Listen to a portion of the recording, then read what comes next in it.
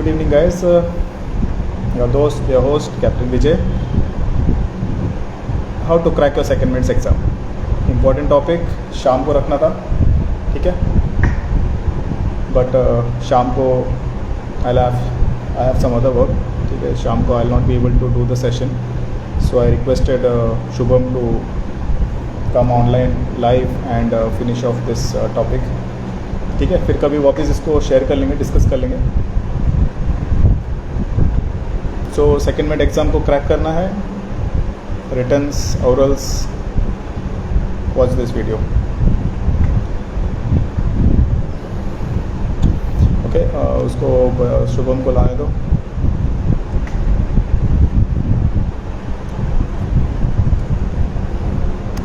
And tag all your cadets, all your second mids, जो भी exam दे रहे हैं, एग्ज़ाम देने वाले, take guys only mostly. So उनको टैग करके बोल दो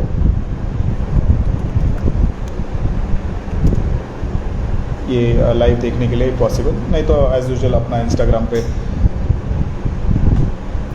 वीडियो मिल जाएगा और यूट्यूब पे चैनल मिल जाएगा. और मेरा वेबसाइट भी है, छोटा सा वेबसाइट खुद बनाया मैंने. कंप्यूटर का ABCD नहीं पता था, खुद सीख के वेबसाइट बनाया हमने. तो उसको आने दो. आई होप सुनाई दे रहा है ना सबको.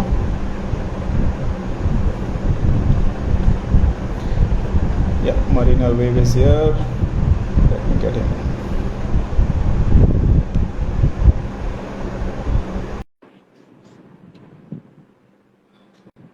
Officers in white. नाम एकदम बढ़िया रहता है. संचित दाऊद. या okay. Hello sir, good afternoon. हाँ जी शुभम, गुड आफ्टरनून. कैसा था क्रिकेट? सर मेरी तो कमर ही टूट गई आज. एक्चुअली चोट लग गई थी. क्या हो मैं गया? एक्चुअली मीटिंग के टाइम में मैं थोड़ा सा ज़्यादा एनर्जी दिखाना चाहता था उनको, और उस टाइम पे मैंने स्पीड अप किया और सामने से बंदा आया और मैं उसके ऊपर से छलांग लगा के मोमेंटम में, मतलब ब्रेक ही नहीं लगा मेरा. थोड़ा सा कैमरा ऊपर दिखता, ज़्यादा दिख रहा. सॉरी. या अभी बढ़िया है. एक्चुअली यार शाम को आज वैलेंटाइन डे, मंदिर जाने का भी प्लान है बच्चे को लेके. शाम को ऑलरेडी मुझे वार्निंग मिल गया कि आज शाम को लाइव सेशन किया ना तो कल से इंस्टाग्राम बंद. अपना तो सर कुछ नहीं, अपना तो ऐसे ही बैठना चाहिए. तो इसलिए मैं यार सोचा कि ना, अभी मेरा 2 इंटरव्यू खत्म हुआ, पायलट वाला 2 इंटरव्यू खत्म हुआ. सोचा यार अभी कर लेता हूँ अभी, फिर उसके बाद फिर कल से स्टार्ट करते हैं वापस. तो अपना बेसिकली लास्ट टाइम अपन ने जो बात किया था ना, तो मुझे अच्छा लगा. तो जो तूने बताया था ना कि कैसे तूने ऐसे एग्जाम्स क्लियर किया, रिटर्न्स और ओरल्स, तो वही सोचा था कि इसको थोड़ा सा ज़्यादा डिटेल में एलाबरेट करते हैं. Yes sir. तो बेसिकली गाइस ये अपना शुभम है, सबको पता ही रहेगा. यश, थैंक यू. तो इसने अभी रिसेंटली यश के साथ सेशन भी किया था. एक्चुअली कल हम लोगों ने यही बताया था कि इससे हम लोगों ने कल वो PC तक ही रखा था कि हम लोग इसके आगे आपके साथ मतलब लाइक पार्ट 2 हो जाएगा. Okay okay. तो काफ़ी सारे बंदियां जो अभी ये वीडियो देख रहे हैं, प्लीज़ इसको शेयर करो, टैग करो, ताकि काफ़ी लोगों तक ये बात पहुंच सके. तो पहला इंपॉर्टेंट चीज़ क्या है? ठीक है, मैं अभी एज अ बेसिक अभी मैं पूछूंगा. फॉरगेट, मेरे पास 15 साल का रैंक एक्सपीरियंस हो गया. अभी अगर सेकंड में एग्जाम क्लियर करने के लिए 18 महीने का जो या 12 महीने का कैडेटशिप कितना मैटर करता है? सर ये जो 18 मंथ्स का कैडेटशिप है ये, और या 12 मंथ या 24 30, तो ये सर बहुत मैटर करता है एक्चुअली में, क्योंकि जो हमारी फील्ड है एक्चुअली में वो हमें थियोरेटिकल नहीं सीखने को मिलता है, हमें प्रैक्टिकली वो चीज़ ज़्यादा सीखने को मिलती है. क्योंकि जो मैंने 1 साल DNS किया फॉर एग्जांपल, वहाँ पर सिलेबस मुझे लगा नहीं कि वो 1 साल का था. आई थिंक मुझे लगता है वो हार्डली 2-3 महीने भी कराते ना तो वो मोर देन एनफ था. तो जो बेसिक थिंग है कि वो जो 18 मंथ्स 20 मंथ जो ऑन बोर्ड है, एक्चुअल ट्रेनिंग वो है. बस वहाँ कॉलेज में तो latitude longitude and all these things, ship क्या होता है, कैसे चलता है, जो लोगों के डाउट्स रहते हैं ना, अच्छा नीचे टायर भी लगे होते हैं क्या, तो वो सब डाउट्स थोड़े बहुत क्लियर होते हैं लोगों के. अच्छा अच्छा, ओके ओके, चलो बहुत बढ़िया। तो एक चीज तूने सही बोला, जो मैं भी एग्री करूंगा, ये जो 1 साल का जो डीएनएस करके रखा है ना, और 3 साल का, थियोरेटिकल बहुत ज्यादा है बट प्रैक्टिकल उसका यूज शिप पे ना बहुत कम है। तो और वही है ओरल्स के कि सर, लिए। जैसे कि आई वो थिंक पहले सुना था, आई थिंक आपके टाइम में शायद 3 to 4 months ही पीसी, वो बेस्ट था। 3 to 4 months ऑन मीटिंग। तो वो जो ऑफिसर्स मुझे वो मिले, उसके बाद स्किल्स जो वो ज्यादा बेटर हैं आज के हम लोगों की तरह, उनसे ज्यादा, जैसे आप लोग हैं कुछ एरा के, तो ऑफ कोर्स या, लोगों के ज्यादा अच्छे। ठीक है, तो अपन ने बात कर ली कि वो 18 महीना और 12 महीना कॉलेज सी टाइम बहुत इंपॉर्टेंट है। और दूसरा ये भी फर्क पड़ता है कि कौन कौन सा शिफ्ट किया, अगर 2 या 3 शिफ्ट कर लिया अलग अलग टाइप के, तो वो भी एक मैटर करता है when passing your orals and returns. Exact. क्योंकि बल्कि अगर कर लिया और एक टैंकर कर लिया, या बल्कि कर लिया या एक कंटेनर कर लिया, कंटेनर कर लिया एक टैंकर कर लिया, तो नेक्स्ट टाइम जब ओरल्स के लिए करोगे ना, थियोरेटिकल एक तरफ, लेकिन जो प्रैक्टिकली अगर बंदे ने कंटेनर्स में बेस में घुसा है, रोज में घुसा है, टैंकर पे पाइपलाइन देखा है, लोडिंग डिस्चार्जिंग करी है, टैंक क्लीनिंग करनी है, उसके पास एनी टाइम एक नॉन टैंकर और नॉन कंटेनर से ज्यादा ही नॉलेज होता है। Exact sir, to be very frank, जो मेरा फंक्शन टू था अभी, तो तेरा बेसिकली आवाज कट रहा है यार, आई डोंट नो, नेटवर्क जरा दिखेगा। गाइस, मेरा आवाज कट रहा है, किसका आवाज कट रहा है? अभी ठीक है सर। अभी ठीक है। तो सर, तो मेरा फंक्शन टू का ओरल था ना सर, तो वो जो फंक्शन टू का था उसमें 80% to 90% कह सकते हैं कि पूरा प्रैक्टिकली वाला ही जो पार्ट था ना, उसने पूरा हेल्प किया। 10 to 20% थोड़ा बहुत। मैंने जैसे कि पहले कैरियर एंड ऑयल टैंकिंग किया है, तो उससे वैसे कंटेनर वगैरह था, तो वो तो पढ़ के आया था। बाकी जो मेन जैसे बल्कि और ऑयल टैंकर से regarding car operation, batting facility, whatever I have done. तो फंक्शन टू तो पूरा सर वही था, टेक्निकल वाला ही।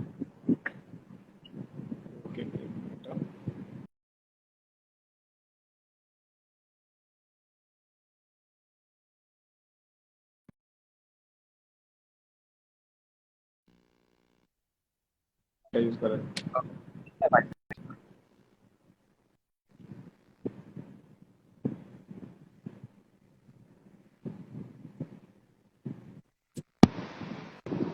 तो वाईफाई यूज कर रहा है कि फोन का डेटा यूज कर रहा है? सर मैं वाईफाई।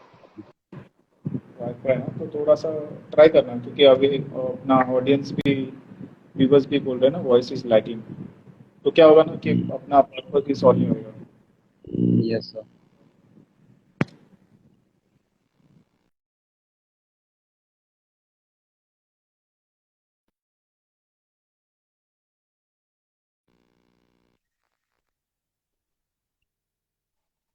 क्या जा, ऑल राइट।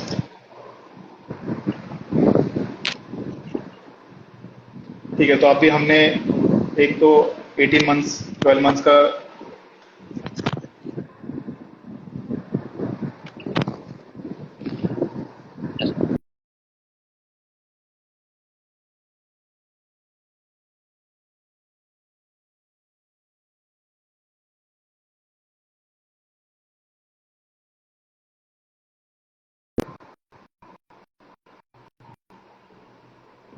ओके, मैंने सर अपना खुद वाईफाई बंद करके डेटा से करा, होपफुली इम्प्रूव हो जाए।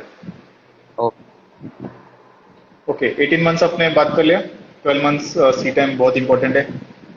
टाइप ऑफ शिप्स हमारे हाथ में नहीं, कंपनी डिसाइड करती है कि इसको टैंकर पे भेजना है, बल्कि पे भेजना है, ड्राई पे भेजना है, तो उसमें हम कुछ बोल नहीं सकते। ठीक है, अभी अपन ना हो, अभी बंदे ने क्रेडिटशिप में मेहनत कर ली, और क्रेडिटशिप में टिप्स देना नो गाइस को, क्रेडिट्स को, whether be it any girl और बॉय, कि कितना इंपॉर्टेंट है हर एक काम को ध्यान से फोकस करना और उसको याद रखना। क्योंकि ये सब चीजें लगती है कि क्रेडिटशिप में कर लो, टाइम पास कर लो, बाद में काम नहीं आने वाला, बट ओरल एग्जाम्स के टाइम पे मैंने एक्सपीरियंस किया है, तूने तुझे भी पता है, ओरल एग्जाम्स के टाइम पे ऐसा कोई क्वेश्चन पूछ लिया जो तूने प्रैक्टिकली करा हुआ है ना, नो एक लाइफ सेट हो जाए, एटलीस्ट पता है कि इस पे तू 10-15 मिनट तो ओरल अपना सर्वर को चिपका सकता है। Exactly sir. तो इवन ओके। सर मेरे साथ ऐसा फंक्शन 2 के ओरल में मैंने बोला कि एनर्जी का डायग्राम बना सकते हो।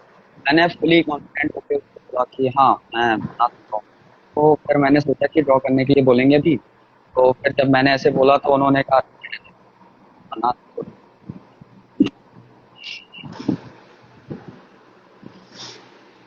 Okay okay. मेरा भी अपना ओरल बताता हूँ। ओरल मेरा कभी होता 2008 में ना, तो मुझे भी पूछा था कि as officer in charge of the safety drill how will you carry out. अब उस टाइम पे मैंने पूरा इमेजिन कर लिया शिप पे जैसा ड्रिल होता है, जैसा चीफ ऑफिसर ड्रिल कैरी करता है, लीड करता है, वो चीज़ मैंने बता दी। तो ये सब चीज़ें ज़रूर रहती है, ठीक है। नेक्स्ट है इंपॉर्टेंस ऑफ कॉलेज। काफ़ी सारे कॉलेज है जिसमें अटेंडेंस का कोई रेस्ट्रिक्शन नहीं है, ठीक है। तो कॉलेज चूज करना कितना ज़रूरी है? सर ये एक्चुअली में जो हमारे सेकंड मेट्स के फंक्शंस होते हैं वो ज़्यादा टाइम के नहीं होते हैं, ओनली 4 मंथ्स के ही क्लासेस होती हैं।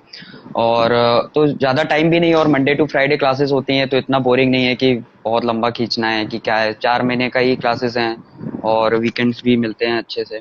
तो और कॉलेज का इम्पोर्टेंस सर बहुत ज़्यादा है, क्योंकि जो मैंने मतलब किया ना, जब मैंने किया एक्चुअली जैसे आपको बताया था, मैंने मासा से किया। तो कहीं न कहीं सर इसके पीछे उन लोगों का हाथ था, क्योंकि उन्होंने जो जिस लेवल पे पढ़ाया, जितना इवन वहाँ पर काफ़ी मतलब एक्सपीरियंस वाले कैप्टन मिले मुझे। इवन प्रिंसिपल तो है ही हैं सर, काफ़ी एक्सपीरियंस वाले। तो उन लोगों से काफ़ी कुछ सीखने को मिला, पुराना कुछ भी जानने को मिला। हमारे टाइम में ऐसा होता था, वैसा होता था, और इवन काफ़ी एफर्ट करते हैं तो इवन जो वहाँ बंदे पढ़ रहे हैं ना, उनसे ज़्यादा वहाँ के कैप्टन, चीफ इंजीनियर, जो भी फैकल्टी है, वो काफ़ी डालती है। और ऑफ कोर्स आपका भी हाथ होना चाहिए, क्योंकि दूसरा बंदा कुछ नहीं, बट कहीं न कहीं वो एक हेल्प होती है, बट हमें कुछ नहीं करना चाहिए, क्योंकि एक नॉर्मल कॉलेज से भी बंदे ऐसा नहीं है कि फर्स्ट शॉट में क्लियर नहीं हुए हैं, लेकिन कह सकते हो कि अगर 20 आई थिंक 2-3 हैं फर्स्ट शॉट में क्लियर हो, तो वो उन्होंने अपनी अपना प्रॉपर वे में किया होगा। तो कॉलेज का सर मेरे हिसाब से तो बहुत ज़्यादा इम्पोर्टेंस है एक्चुअली में, क्योंकि क्लास ज़्यादा नहीं है, आराम से 4 महीने की बात है, आराम से निकाल सकते यस, मैं भी एग्री करूंगा। कॉलेज बहुत इंपॉर्टेंट है चूज करना। आइदर एक नॉर्मल कॉलेज ढूंढ लो जिसमें अटेंडेंस है। चलो आजकल तो डीजी गाइडलाइंस हो गया, अटेंडेंस बहुत स्ट्रिक्ट हो गया हर जगह पे, फालतू फालतू इंस्टीट्यूट। पहला तो हैं। Yes sir. अटेंडेंस मतलब आओ, हाजिरी लगाओ, चले जाओ। बट अभी हर कॉलेज स्ट्रिक्ट हो गया। बट बट मासा, मैंने मासा से मेट्स किया है, मास्टर्स किया है, मैं तो उसका फैन हूँ। मुंबई में एमएमटी भी अच्छा है, but I would highly recommend, अगर कोई भी मुंबई वाला है ना, तो मासा चूज करे या एमएमटीआई चूज करे वहाँ। और मासा का पासिंग परसेंटेज काफ़ी अच्छा है, और वो डे वन पे यही बोलते हैं कि अगर तुम्हें पढ़ना है तो हमारे इंस्टीट्यूट से करो, नहीं तो अपनी फीस लो और किसी और इंस्टीट्यूट से चले जाओ। बिकॉज उनको एग्जैक्टली सर। चाहिए हमारे यहाँ पे जो बच्चा पढ़ रहा है मेट्स फंक्शन जो भी, उसको पास होना है एमएमटी में, उनका वो इस इंटेंट से पढ़ाते हैं। Yes sir. अटेंडेंस का आई थिंक 90% है ना, हाँ। तो 10% यूज कर लो। ऐसा नहीं कि मासा में डेली जाना है, सुबह शाम बोरिंग हो जाता है, बट इतना याद रखना कि एट द एंड मासा का इंटरनल एग्जाम पास कर लिया तो एमएमटी का एग्जाम्स आराम से पास कर लोगे। अभी रिटर्न एग्जाम्स पे आते हैं, ठीक है। अभी रिटर्न एग्जाम्स के लिए अपना कॉलेज में लेक्चर्स अटेंड किया, और उसके बाद आज वो नोट्स का एक चालू हो जाता है बिजनेस। कोई एक लड़का नया नोट लेके ऐसे टेबल पे रख देता है, और बाकी वाले क्लास वाले उसको देख के अरे एक कहाँ से नोट मिला, बोलता है ये मेरे को इधर से मिला। बस पूरा क्लास कॉपी, वो पूरा नोट लेके पूरा सर्कुलेट हो जाता है। ऐसे कर और करके इवन इतने सारे नोट्स। सर ये तो प्रैक्टिकली मेरे साथ भी हुआ है। इवन वो कई सारे ऐसे नोट्स होते हैं जो कभी खोले भी नहीं होंगे, वो वाले पाइल अप करके रखे हुए थे कि हाँ ये पढ़ना है। देख के लगता था कि क्या मैं आईएएस कर रहा हूँ क्या सेकंड। तो ये नोट्स का बहुत ये है, कोई भी नया लड़का नया नोट ला देता था ना, हम पूरे क्लास की फट जाती थी।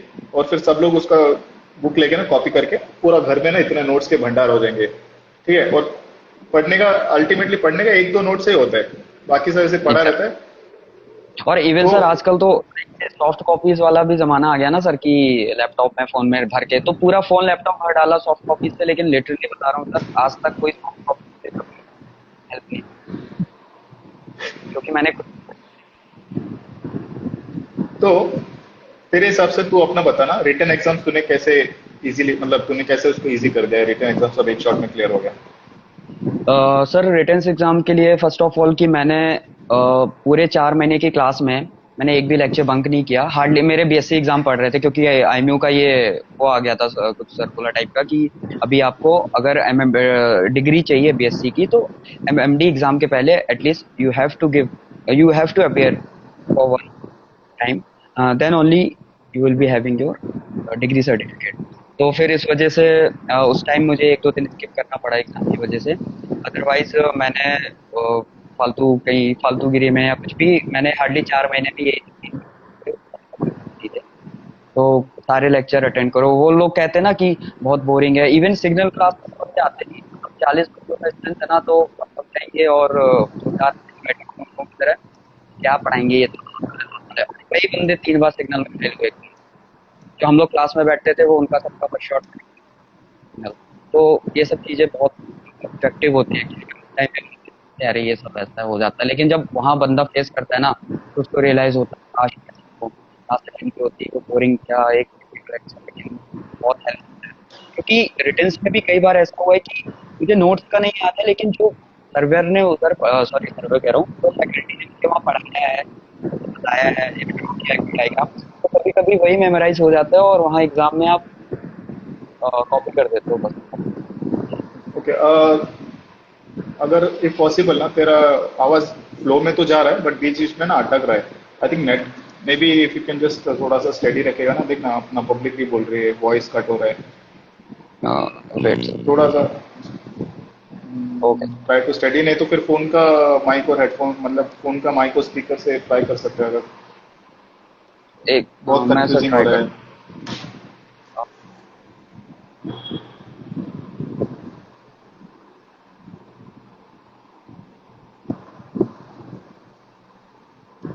ठीक है guys, thank you for letting me know. मुझे भी थोड़ा आवाज कट रहा है उसका, but I can make out what is saying, but video का। हाँ, लेट्स सी। सो जरा वापस थोड़ा सा फ्लैशबैक देगा, रिपीट करेगा?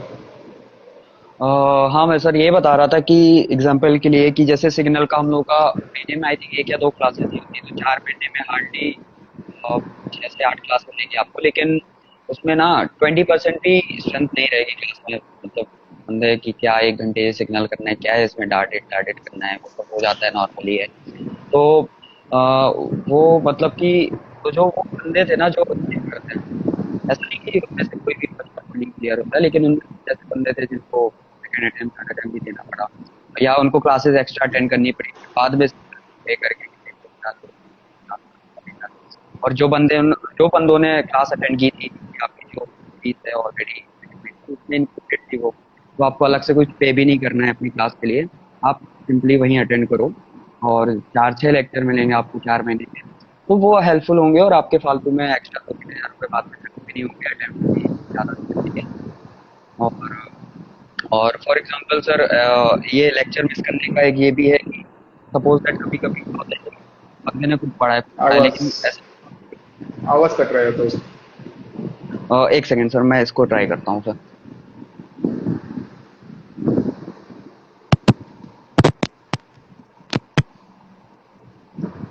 Hello sir.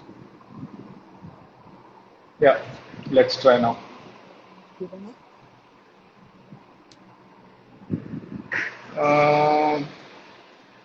थोड़ा सा कम आ रहा है बस।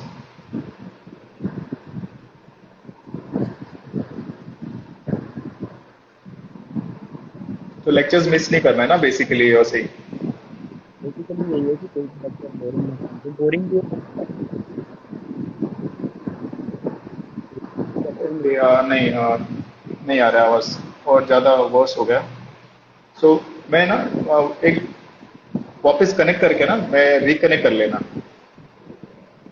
मतलब लाइव से हट के मैं डिस्कनेक्ट करता हूँ, वापस पे रिक्वेस्ट भेजना, फिर वापस ट्राई करते हैं। ऑलराइट। सॉरी हाँ, but you know it's important. अगर वो तेरा आवाज़ ही दब गया तो फिर लोग सुन ही नहीं पाएंगे, और ये आईजीटीवी पे सेव करने के बाद भी कोई पॉइंट नहीं इसका तो। ठीक है सर।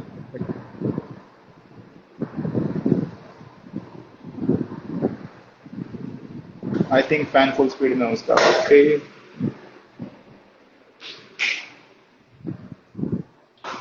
मैं मेरा भी बंद कर देता हूँ भाई।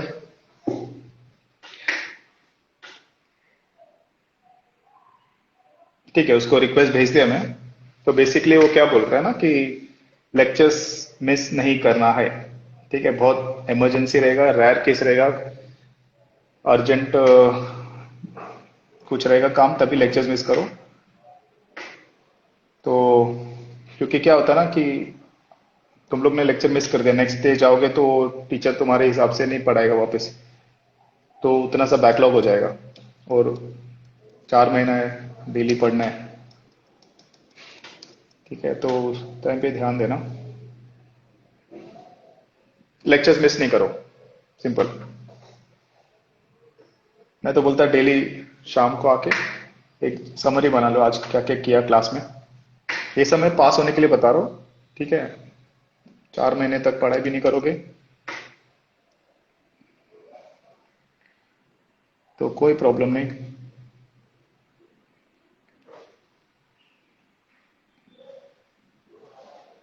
ओके, भेजा शुभम, भेजा है तुझे रिक्वेस्ट, आ रहा है। पहला वाला एक्सपायर हो गया। चलो सर, आई थिंक इस बार सही हो। I hope, I hope. Okay, Shubham क्या पूछ रहा है, माइक पकड़ के बोले। Okay, okay, will try. So like again, lectures miss नहीं करना है, बिकॉज मैं उनको बोल रहा था लेक्चर्स मिस किया ना, क्या होता है नेक्स्ट डे टीचर अपने हिसाब से फ्लो में जाता है। तुमने वो मिस कर दिया पिछला वाला पार्ट, आगे का तुमको समझना मुश्किल हो जाएगा। और सेम बाजू में भी सेकंड मिनट्स कर रहा है बंदा, वो कौन सा एक्सपर्ट होगा। हो सकता है कि अगर वो स्मार्ट है तो वो तुझे बता देगा कि कल ये पढ़ाया था करके। बट आजकल इतना लोग बिजी है ना कि क्लास खत्म होती है अपने अपने रूम में चले जाते हैं, कोई एक दूसरे को पढ़ाता नहीं है। सही बोल रहा हूँ ना कि अभी अभी का जमाना में लोग एकदम फ्रेंडली वेंडली हो गए। सर एक्चुअली में क्या होता है ना, फिर वो लास्ट मोमेंट जब आता है ना कि इंटरनल आ रहे हैं 15 दिन पहले, फिर वही बंदे रिक्वेस्ट करने लगते हैं कि यार आई थिंक ग्रुप स्टडी करनी चाहिए, संडे को मेरे फ्लैट पे आ जा, ये हम लोग स्टेप करेंगे, ये करेंगे। फिर मतलब वो 15 दिन पहले फिर उनका दिमाग में हिट कर जाता ठीक है, तो एक लेक्चर्स हमने कवर कर लिया, लेक्चर्स मिस नहीं करना है। बहुत रेयर केस में मजबूरी है, अर्जेंट है, है।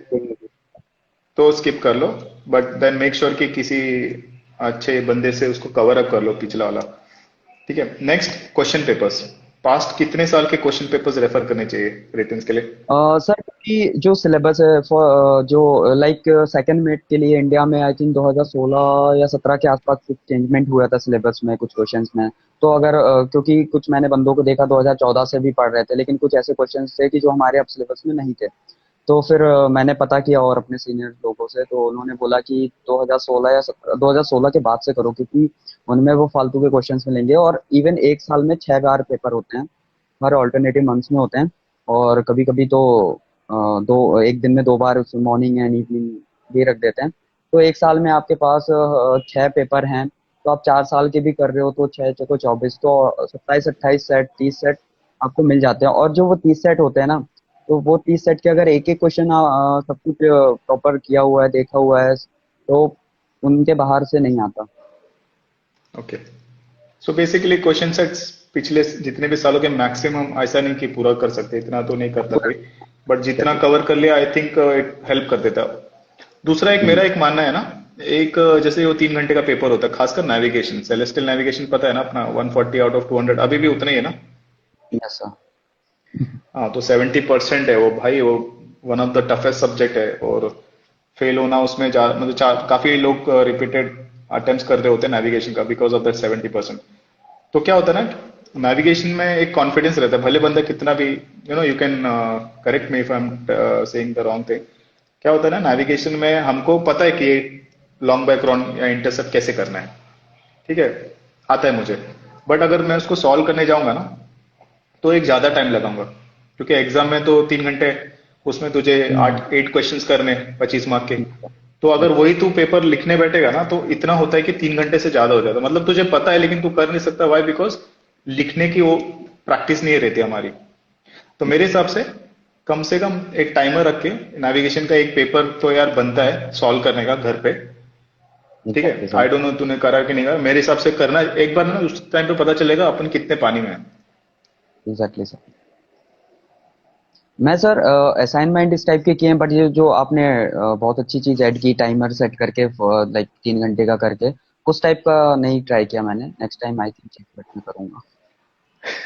नहीं ये बिकॉज अब जैसे नेविगेशन मेरा स्ट्रॉन्ग सब्जेक्ट है, ठीक है, नेविगेशन आंख बंद करके मैं पढ़ाता भी था उस टाइम पे अपने फ्रेंड्स को। लेकिन अगर मुझे उस टाइम पे बोलेगा ना 3 घंटे में उतना सॉल्व करने के लिए, वो मुझे डिफिकल्टी फेस हुई क्योंकि मैंने किया नहीं था।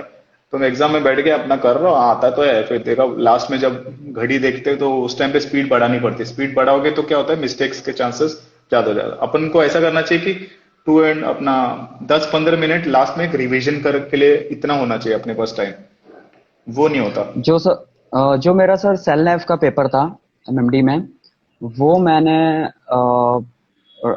2 ढाई ढाई घंटे में हो गया था मेरा पूरा।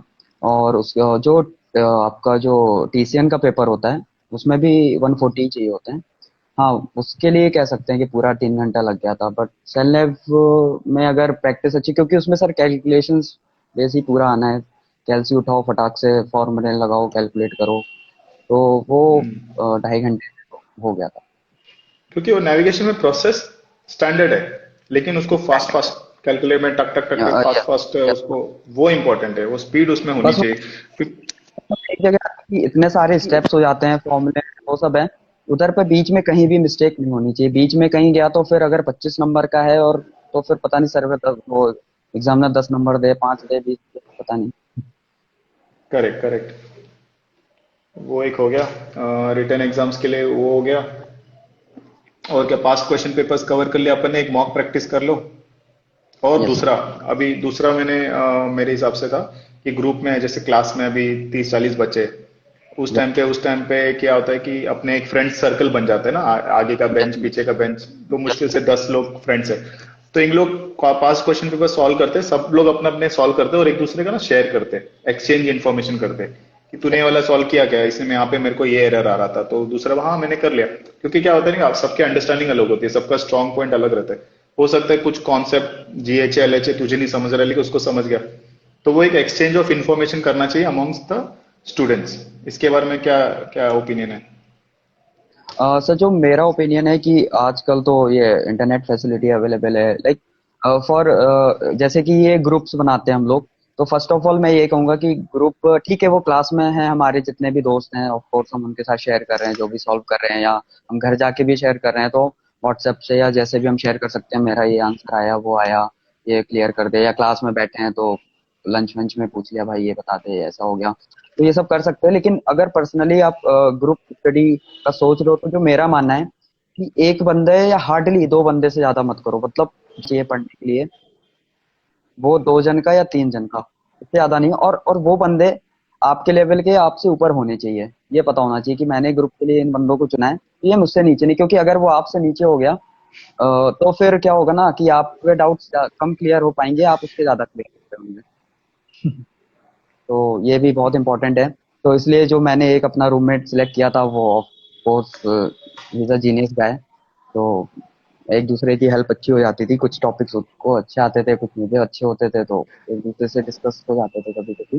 बाकी ग्रुप हम्म। स्टडी ग्रुप स्टडी तो मेन, तो बाकी जो है कि एक दूसरे से क्वेश्चन करना, ये वो ये सब ओरल्स में बहुत काम आते हैं, रिटन्स में तो सेल्फ स्टडी कर सकते ओरल्स का तो अपन थोड़ा देर में डिस्कस करते हैं, रिटर्न्स में ओके। अपने यू आर सेइंग कि अपने से सेम और लिटिल बिट हाई लेवल पे जिसका ज्यादा हैं। अंडरस्टैंडिंग, उससे क्या होगा, एक्सचेंज ऑफ इन्फॉर्मेशन में सीख जाते हैं। फिर वो बेचारे गरीब बच्चों का क्या होगा जो बिलो पॉवर्टी लाइन है फिर? तो पॉवर्टी लाइन है ना सर, तो अभी मासा क्या करता है ना कि जो ऐसे बच्चे होते हैं उनके लिए सैटरडे संडे को एक्स्ट्रा क्लासेस भी होती हैं।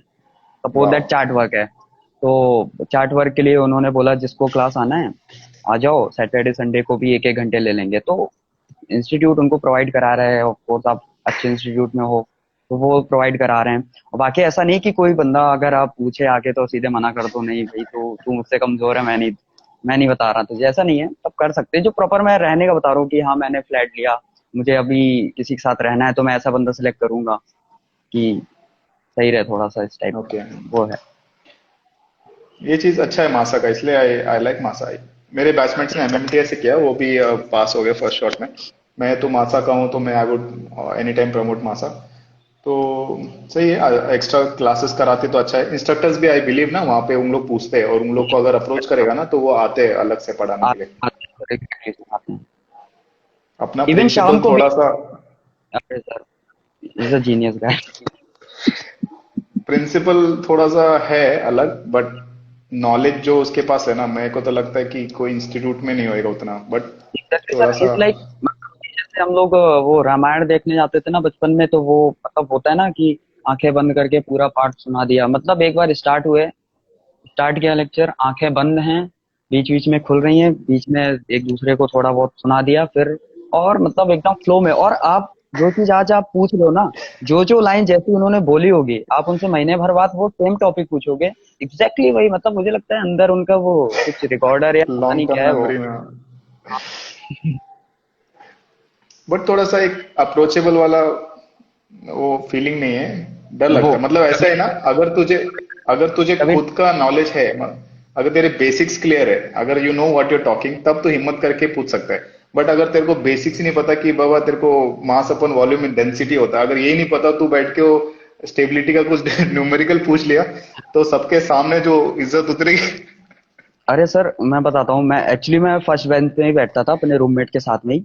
और हम लोग जैसे कि कोई सम दिया स्टेप, एक्चुअली में हम लोगों को सर स्टेप पढ़ा रहे थे उस टाइम। तो मतलब उनको तो कैलकुलेटर चाहिए नहीं, उन्होंने तो खुद ही उनका क्वेश्चन पूरा कंप्लीट ही हुआ, आंसर तो उनके पास ही है। अभी हम लोग को तो कैलकुलेट करना ही पड़ेगा। तो हार्डली मतलब 10 सेकंड नहीं हुए, कहते हैं व्हाट इज द आंसर। अब क्या करो, मैं उधर देखूं, मुझे लग रहा है एक तो आगे बैठे हो आप, मतलब डिस्टेंस भी 1 मीटर भी नहीं है। तो मेरी जो उनके लेक्चर में जो फटती थी, मतलब सीरियसली। सबकी सबकी सबकी। मैं स्मार्ट हूँ, मेरी भी फटती है, जो जिसको आता नहीं उसकी भी फटती है। वो बस ये है कि उस टाइम पे अगर उसने देखा ना कि पब्लिक कैलकुलेटर पे ना, भले 1+1 = 2, 2 × 3 ऐसे टाइम पास करो, लेकिन कुछ करो।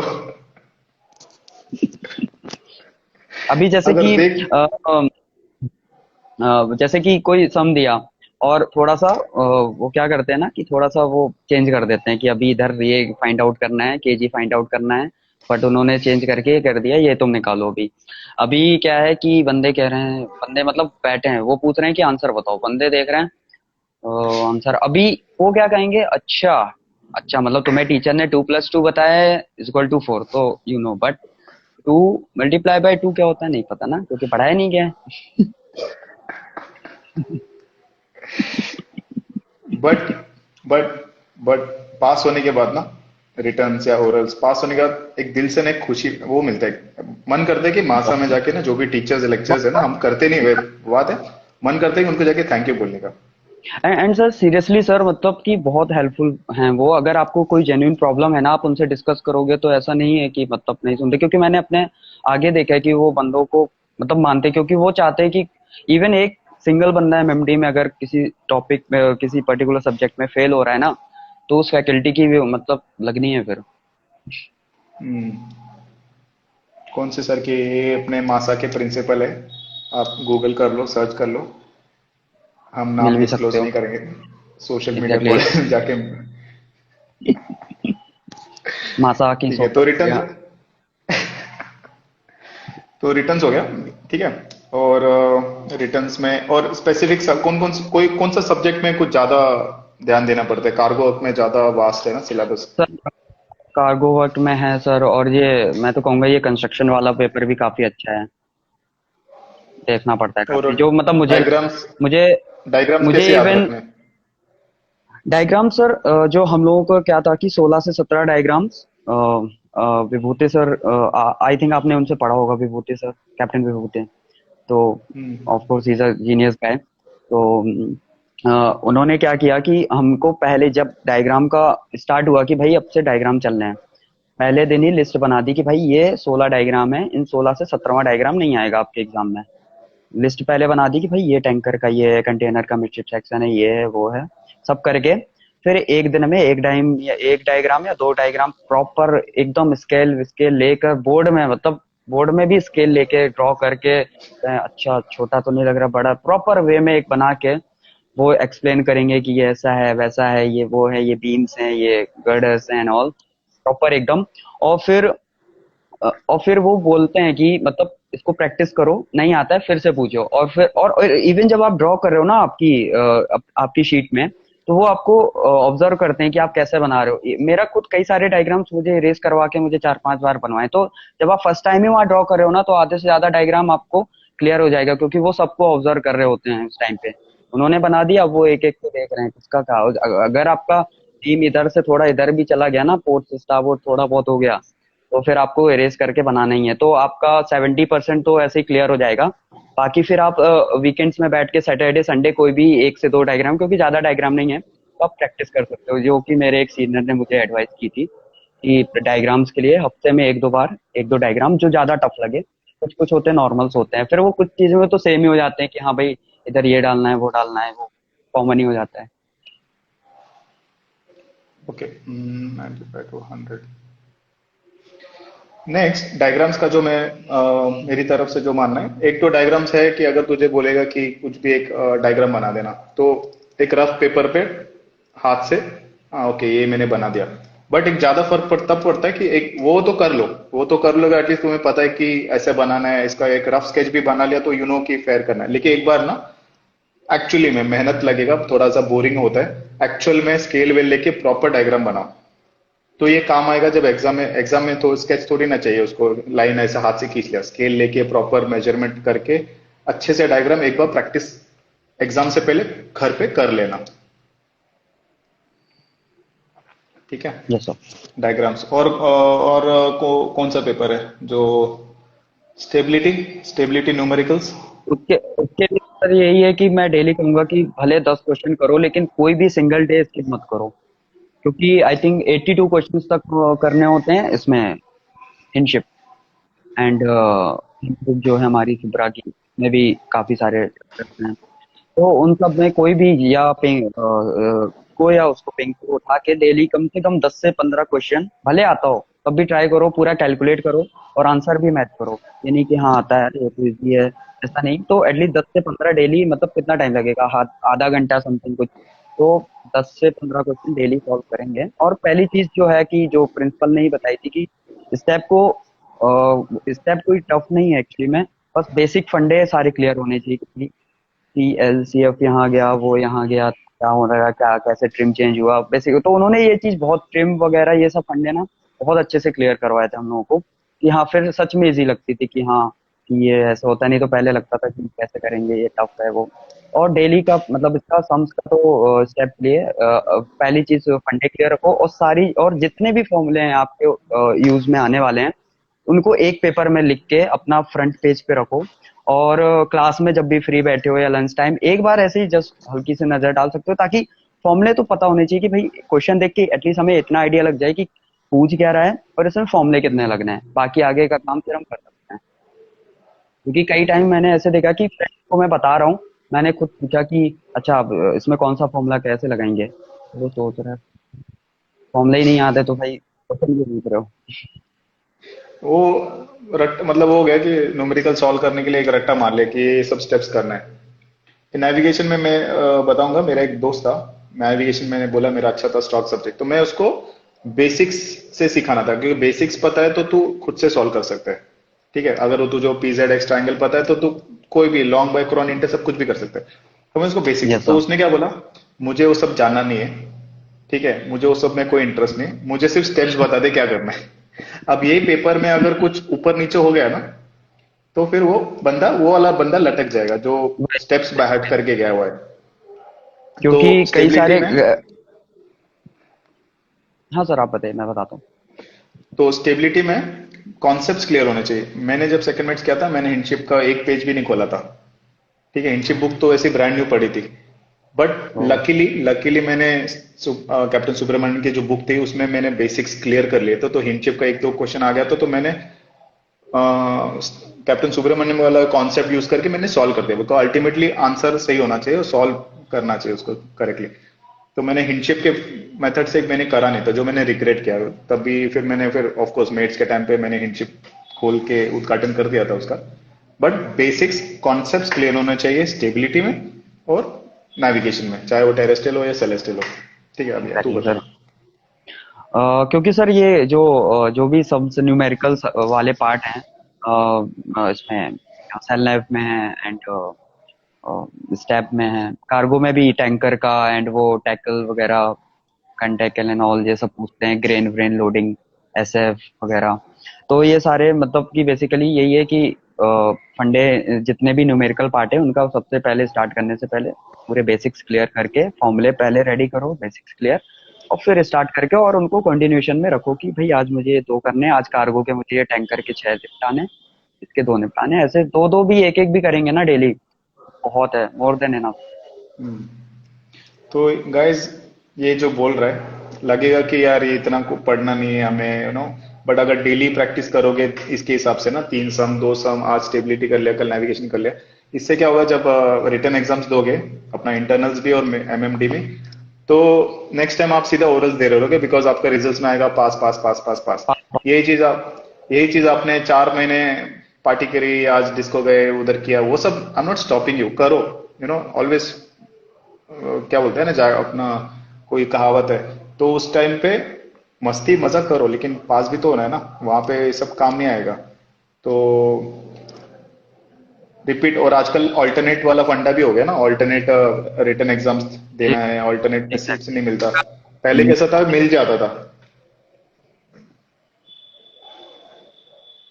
हाँ, अभी सर क्या है ना कि अभी पूरा 4 महीना बर्बाद जाता है। अभी जैन में जिसने दिया है, अगर वो एक में भी लटक गया, भले वो उसमें मैट में गया हो, तो भी उसने मई में ही देना है। और फिर आजकल तो ब्लाइंड अटेम्प्ट्स ओरल्स के बंद कर दिए, तो मई में फिर देगा वो, जून में, जून एंड तक, या कभी कभी जुलाई भी हो जाता है, रिजल्ट आएगा उसके बाद वो ओरल जुलाई में बुक करेगा, तब जाके उसका अगस्त तक नंबर आएगा। मतलब एक जनवरी में जो जिसने फर्स्ट टाइम रिटर्न्स दिए थे, उसका जाके वो अगस्त में जाके फर्स्ट टाइम अपना कहीं जाके वो दे रहा होगा ओरल। तो एक उस एक एक छोटे से सब्जेक्ट से भी एक गलती से मतलब उसके 6 से 7 महीने, ऐसे ही 5-6 महीने तो गए। ओके, ओरल्स का एक पूछना चाहता हूँ कि पूरा पेपर क्लियर होने के बाद ही ओरल दे सकते हैं क्या? हाँ सर, अभी ऐसा ही है, क्योंकि कहीं कभी कभी क्या होता है सर, किसी एमएमडी में ब्लाइंड अटेम्प्ट्स भी होते हैं। जैसे अभी आपने जनवरी में आपने रिटर्न्स दिए और सेम टाइम आपने बुकिंग कर ली अपनी ओरल्स की, और आपका रिजल्ट तो ऑफकोर्स फेब एंड तक आने वाला है, लेकिन आपका फेब स्टार्टिंग में ही ओरल का नाम आ गया, आपने दे दिया, तो ब्लाइंड अटेम्प्ट। लेकिन अभी क्या है, अभी कोविड में भी बंद कर दिया है, और कुछ एमएमडीज अभी मतलब इसको फॉलो नहीं कर रहे हैं। वो कहते हैं भाई पास हो जाओ, रिटर्न सारे शॉर्ट सारे क्लियर करो तभी दो। तो वो सर अलग अलग फंड है उनका, पता नहीं, वो उनसे बार बार पूछना पड़ता है कि अभी हम बुक कर सकते हैं कि नहीं, ब्लाइंड दे सकते हैं कि नहीं उनको। जब भी बुकिंग की डेट्स आती है ना, तुमसे कंफर्म करना पड़ता है। क्योंकि मैंने जब एएसएम दिया था ना, ये तो ऑफ कोर्स काफी टाइम पहले, 4 5 साल, तो उस टाइम पे रिटर्न्स दे दिया और ओरल्स का बुक कर दिया, तभी अटेम्प्ट पॉसिबल था। मतलब you don't have to, you जब अपेयर कर लिया ना फर्स्ट टाइम, फिर orals like you saying blind attempt बोलते हैं ना उसको, तो मैंने ओरल्स दे दिया और मैं क्लियर हो गया। तो फिर मुझे इंटरनल ने पास कर दिया, नहीं एक्सटर्नल ने पास कर दिया। इंटरनल जब गया तो कैप्टन एल के पांडा, तो उन्होंने पूछा कि रिटर्न्स का क्या होता है, रिजल्ट्स क्या है, और मैंने तो देख लिया था कि एक्सटर्नल ने अच्छा 7 आउट ऑफ 10 दे दिया, तो मतलब आधा काम तो हो गया। तो मैं बोला रिजल्ट्स अभी तक आया नहीं है सर, कॉन्फिडेंस के साथ। तो उसने बोला मैंने अभी अपलोड किए।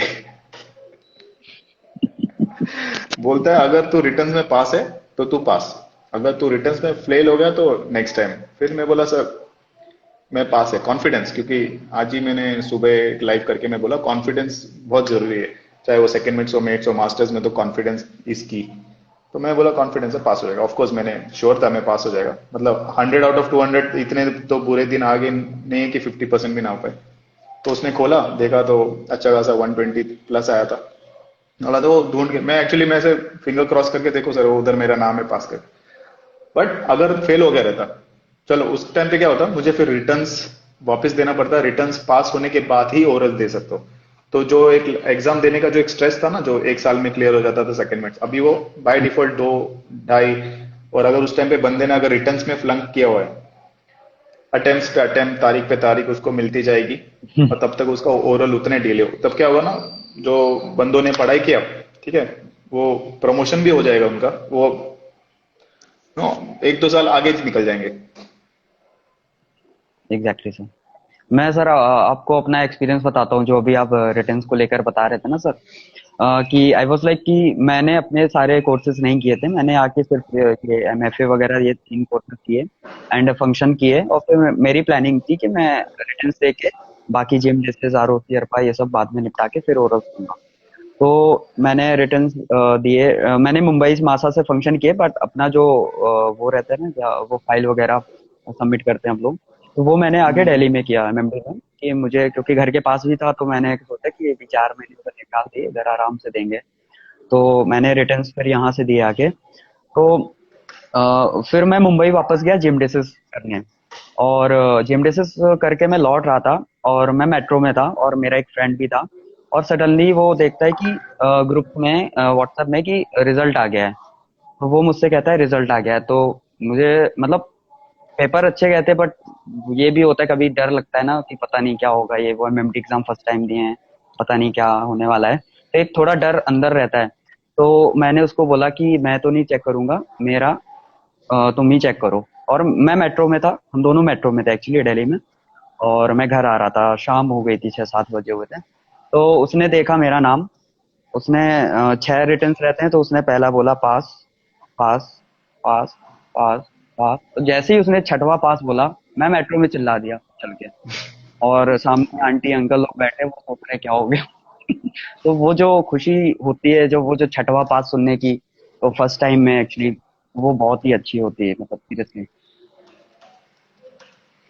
और नेक्स्ट अभी ना ऑलमोस्ट 50 मिनट्स हो गया, मैं ओरल्स के बारे में बात करते हैं। तो ओरल्स में पहले मुझे बता तेरा हैप्पीनेस, जैसी फर्स्ट अटेम्प्ट में तीनों फंक्शन मिल गए।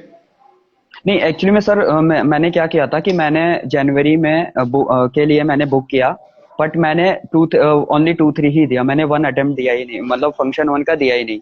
कि मैंने मुझे टाइम नहीं मिल पाया था, तो मैंने 2-3 ही प्रिपेयर किया। 1 में मुझे लगा कि अगर मैंने 1 में कुछ गलती की, तो अगर 2-3 मिलने वाला भी होगा, कुछ मिलने वाला होगा, वो भी ना चला जाए, सर्वेयर पे इंप्रेशन मेरा गलत ना हो जाए। तो मैंने 1 दिया ही नहीं, मैंने 2-3 फर्स्ट अटेम्प्ट दिया, 2-3 मुझे मिला, फिर मैं अगले अटेम्प्ट में 1 सीधे दिया, तो वो भी मुझे फर्स्ट अटेम्प्ट में मिला, तो मुझे बेसिकली। ओके, फर्स्ट अटेम्प्ट में मिला लेकिन तूने स्टैगर कर दिया था। हाँ, वो स्किप करके मैंने दिया था, तो मुझे किसी भी फंक्शन को रिपीट नहीं करना पड़ा था। ओके, तेरा हैप्पीनेस बता, जैसे ओरल्स क्लियर होता है। ओवरऑल का सर बहुत ही मतलब सीरियसली, जैसे ही पहले एक्सटर्नल ने मेरा ओरल लेने के बाद में, और मैंने मार्क्स नहीं देखे थे कि कितने दिए हैं, और वैसे अच्छा गया था, मुझे लग रहा था कि मेरे हिसाब से सही गया है। बट फिर भी वो रहता है ना कि अभी एक्सटर्नल ने क्या किया होगा, अभी इंटरनल क्या करने वाले हैं लोग, और वो फंक्शन 1 के लिए थोड़ा ये लोग अभी सेकंड मिड लेवल पे थोड़ा ज्यादा ही वो करते हैं, क्योंकि अभी बंदा जाएगा सीधे पहली बार सीओसी लेके, तो थोड़ा वो रहता है ना। तो मुझे डर भी था कि लोग कहते नहीं फंक्शन 1 का तेरा फर्स्ट अटेम्प्ट है, दिल्ली में नहीं मिलेगा भाई, भूल जा इस टाइप का लोग कहते हैं, तो एक वो भी डर रहता है। तो मुझे एक्सटर्नल ने मतलब करके, मैंने मार्क्स नहीं देखे, अपना इंटरव्यू देके मैं, ओरल देके मैं बाहर वेटिंग हॉल में चला गया, और उन्होंने बोला कि इंटरनल आपको भी बुलाएंगे थोड़ी देर में। वो 15 से 20 मिनट बाद इंटरनल आके मुझे अंदर लेके गए, और मार्क्स मुझे अभी तक नहीं पता थे एक्सटर्नल के, और डर तो था ही। तो इंटरनल ने मुझसे 5-6 क्वेश्चन पूछने स्टार्ट किए, और उनमें से 2-3 क्वेश्चन वो थे जो उनके फेवरेट थे, मतलब मैंने सुने थे कि फंक्शन 1 में ये पूछते हैं, उनका पेट क्वेश्चन है। तो जब उस लेवल तक बात पहुंची, तो मुझे डाउट हुआ कि इतने मतलब ये डीप में घुस रहे हैं अगर, ऑफ कोर्स कुछ होने वाला है, मतलब आज तो अच्छा कुछ लगा वहां से। फिर लकीली मतलब उनके जैसे ही 8-10 क्वेश्चन इंटरनल के कंप्लीट हुए, और उनका हाथ वाथ इधर उधर हुआ, और मैंने देख लिया कि एक्सटर्नल ने मुझे 7 नंबर दे दिए हैं।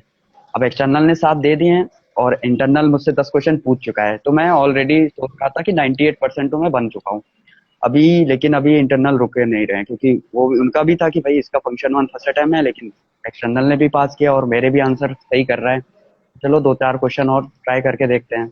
2-4 क्वेश्चन और पूछे उन्होंने, और एक दो में थोड़ा मैं फंबल हो गया था, बट फिर उन्होंने वो स्किप किया, माइंड नहीं किया कि छोटी मोटी मिस्टेक हो जाती है कभी कभी। और फिर लिटरली उन्होंने जैसे ही वो उधर लिखा एक्शन शीट पे पास, तो मतलब मेरा तो मन कर रहा था कि इधर एक्सटर्नल पीछे डांस है करो। एंड डांस नहीं सर, पहले मैं इनके पैर छूऊंगा, दोनों लोगों के पैर छूने का मन कर रहा था, बट मैं छुए नहीं हूँ। अम, और फिर और उनका क्या कहना था, जैसे ही उन्होंने पास किया, गुड विशेस दी, और उन्होंने कहा कि एक काम कर, इधर पर बाहर जाके वेटिंग हॉल में क्वेश्चन डिस्कस मत करना। अगर मैंने तुझे देख लिया तो मैं तुझे अभी फेल कर दूंगा फिर से वापस पकड़ के। तो मैं तो मतलब मैं जैसे ही वेटिंग हॉल से सॉरी उधर केबिन से बाहर आया और बंदे पूछ रहे हैं भाई रुक जा क्वेश्चन बता क्या पूछे।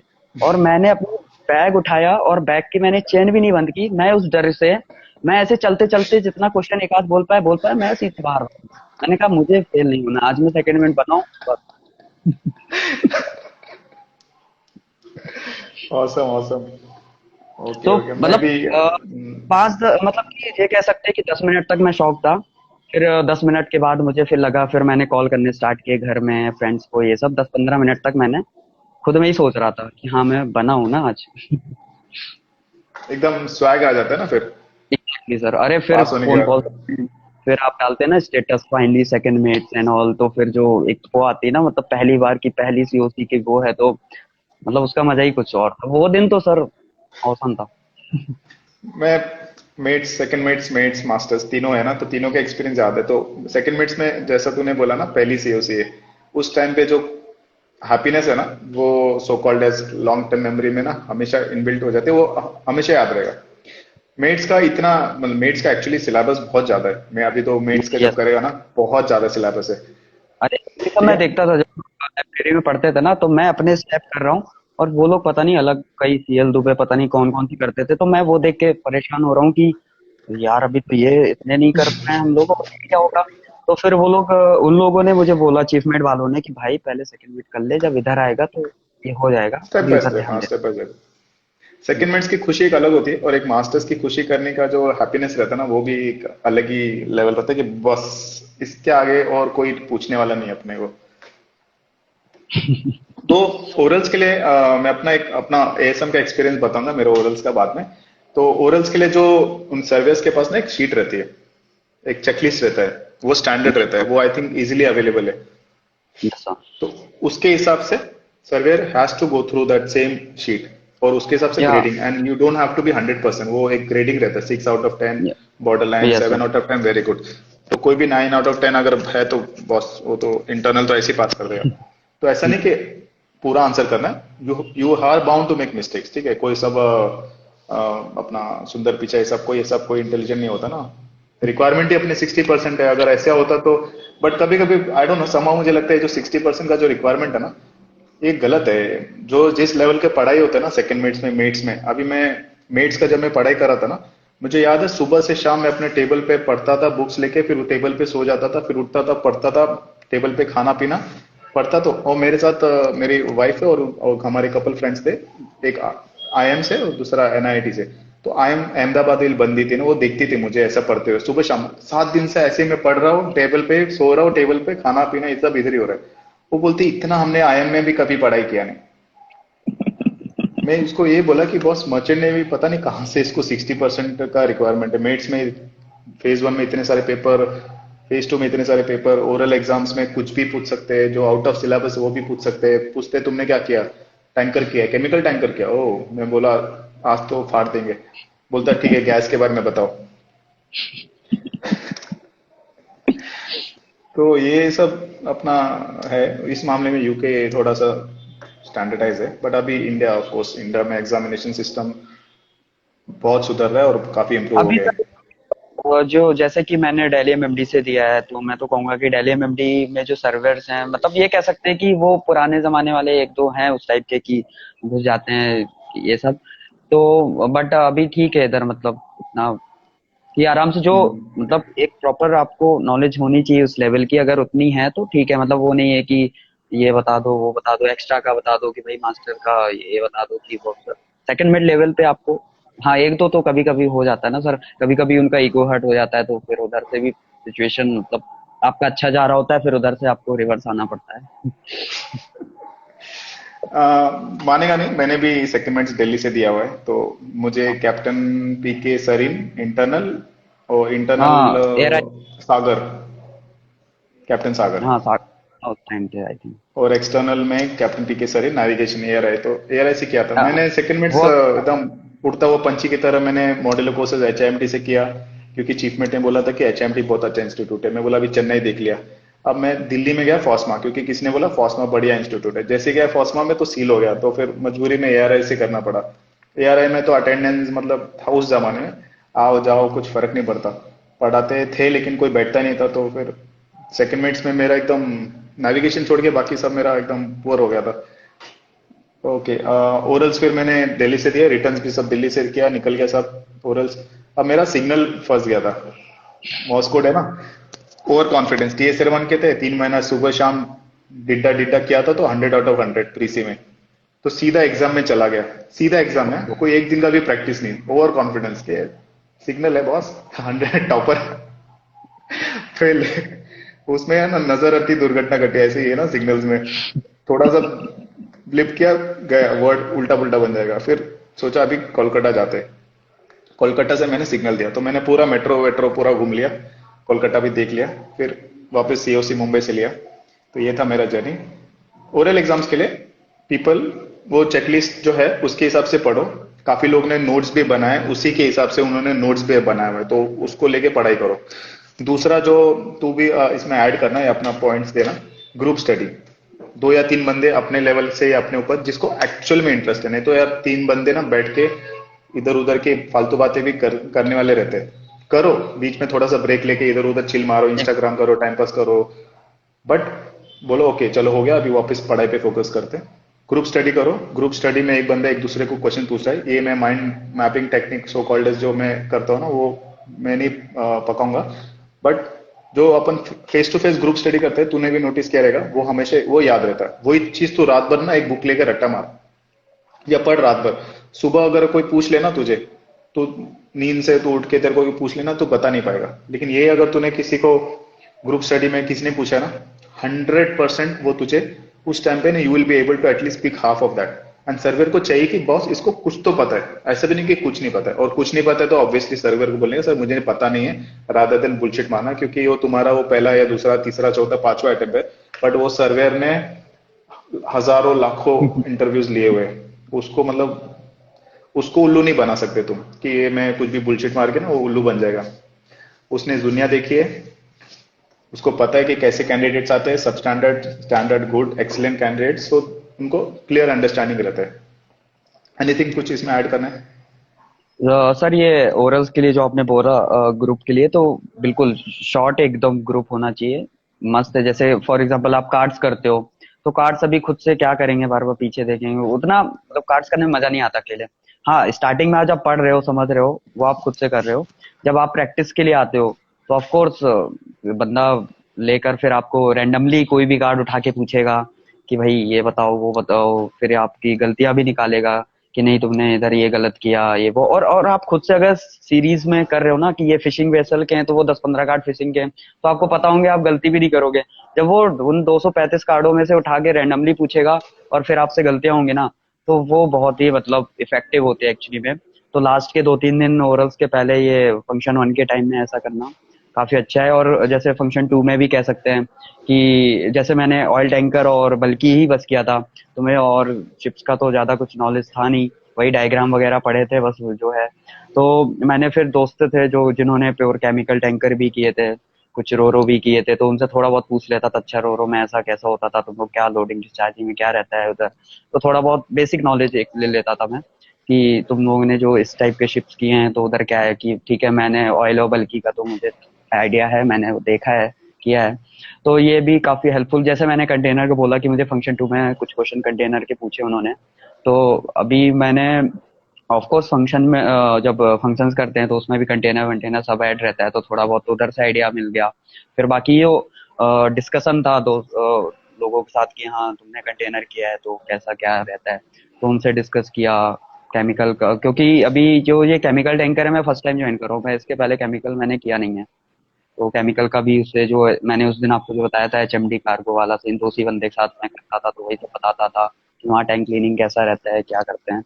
तो ये सब काफी अच्छा था कि मास्क भी वहाँ पहनने पड़ते हैं, ये पहनते हैं वो पहनते हैं, क्योंकि हम लोग इधर ऑयल टैंकर में तो ऐसा कुछ नहीं है, अपना हेलमेट हेलमेट हेलमेट बस पहन के बॉयलर सूट में निकल गए कुछ। बेसिक। तो ये सब चीजें काफी हेल्पफुल हैं ओरल्स के लिए, तो ऑफ कोर्स बस ये एक चीज है कि हमें ये पता होना चाहिए कि सामने ज्यादा बड़ा ग्रुप ना हो, इंटरेस्टेड जो कैंडिडेट्स है वही हो, आपका लेवल या आपके ऊपर वो हो, दो तीन चीजें हैं। और बाकी ओरल्स में तो 70% तो लक भी है। वो तो है, नो डाउट, वो तो है, बट ऐसा नहीं कि बिना पढ़ाई के पहुंच गए और बोला कि 70% लग से, तो चांसेस तो वैसे ही मतलब नो अभी सर, वो। एग्जैक्टली मतलब सही कह रहे हैं। मतलब बता रहा हूँ कि सर ओरल्स में, रिटन्स में तो नहीं कह सकते इतना, बट ओरल्स में कहीं ना कहीं थोड़ा बहुत हाथ है इसका मतलब। लक तो है, नो डाउट लक तो है। अभी मैं अपना एएसएम का बताता हूँ, ठीक है, लक क्या है। अभी मैंने जब 2-3 दिन, मासा का मैं अपने बैच का पहला था जो पास हुआ था, 7th नंबर। 6 लोग मेरे से पहले गए और फेल हो गए और सबकी फट गई कि बॉस ये टाइम खराब चल रहा है। तो जब मैं पास हुआ तो एज यूजुअली ना फोन आते कि कैसे पास हो गया, कैसे पास हो गया, और कोई मुझे देख के वो बोले नहीं ये मतलब पास होने वाला बंदा है। मैं एकदम कैजुअल चिल, किसी से कुछ शेयर नहीं, कुछ नहीं, अपने जितना अपना एक्सपर्ट है मैं अपने अपने पास ही रखता है, शो ऑफ नहीं करने का। तो उस टाइम पे क्या हुआ, मैं अपना 2 दिन ग्रुप स्टडी कर रहा था एक बंदे के घर पे, ठीक है, पास में उसके साथ ग्रुप स्टडी कर रहा था डिलीजेंटली। उस टाइम पे मेरी वाइफ को टाइफाइड हो गया, मेरी इन सिस्टर इन लॉ उसको भी टाइफाइड हो गया, मदर इन लॉ सबको टाइफाइड हो गया, एडमिट, हॉस्पिटल में एडमिट। अब उस टाइम पे मेरे को फोन आया, तो मैं गया घर पे। मैं अभी फिर मैं क्या बोला, अभी 2 दिन में मेरा ओरल है। अब उस टाइम पे मेरे को हॉस्पिटल में इनको देखना है, खाना पीना पहुंचाना है, और मेरी एक डॉटर थी, तो उस टाइम पे 2 साल की थी, तो डर था कि उसको ना हो जाए। तो डॉटर को झूले में डाल के, अभी क्या हो ना, इतना मैंने ग्रुप स्टडी करके मेहनत कर ली थी ना 60%, तो मुझे अटेम्प्ट करना था। It was easy for me too, यार एक अच्छा बहाना मिल गया कि बाद में दे देंगे, बट नहीं, मुझे अटेम्प्ट करना ही था। तो उस टाइम पे मैंने डॉटर को हॉस्पिटल हॉस्पिटल ये सब के चक्कर में मैंने पढ़ाई किया, वापस ग्रुप स्टडी तो किया था, घर पे आके फिर वापस अच्छे से मेहनत की, मैंने हिम्मत करके ना अटेम्प्ट करने चला गया। और बैठा था वहां पे तो कांजूरमार्ग में, मुंबई में, अटेंडेंस हाजिरी वाजिरी सब लगा लिया। फिर मेट मास्टर्स का हो गया, फिर उसके बाद मेट्स का चालू हो गया। तो मैं रिसेप्शन पे जाके बोला कि मेरा नंबर कब आएगा। वो बोलता है तुम एब्सेंट हो। मैं बोला एब्सेंट? सुबह 9 बजे से उधर मैं बैठा उधर लॉबी में।